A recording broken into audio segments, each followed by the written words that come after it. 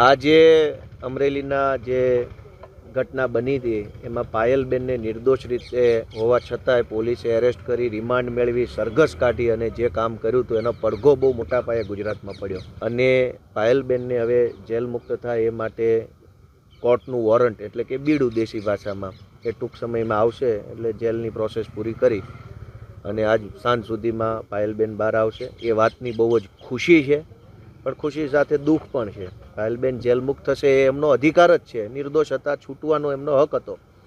પણ જે લોકોએ પાયલબેનને ભર બજારે ફેરવીને સરઘસ કાઢીને આખા ગુજરાતમાં તમાશો બનાવવાનું કામ કર્યું છે એમની સામે કાર્યવાહી કરવાનું હજુ સુધી કોઈ નિવેદન કોઈ ભાજપના નેતાએ, સરકારી માણસોએ કે જવાબદાર અધિકારી કોઈ હજુ બોલવા તૈયાર નથી કે દીકરીનું સરઘસ કાઢનાર વ્યક્તિ ઉપર શું કાર્યવાહી કરવામાં આવશે.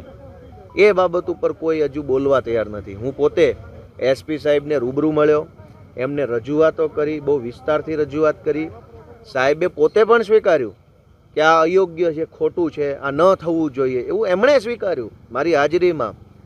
જ્યારે એસપી પોતે સ્વીકારે છે કે આ ખોટું કર્યું છે, અયોગ્ય છે, સભ્ય સમાજમાં બેન દીકરીનું સરઘસ કોઈ કાળે વ્યાજબી નથી, આમ છતાં એસપી સાહેબે પગલાં લેવાની બાબતમાં કોઈ મને ઠોસ નક્કર જવાબ આપ્યો નથી.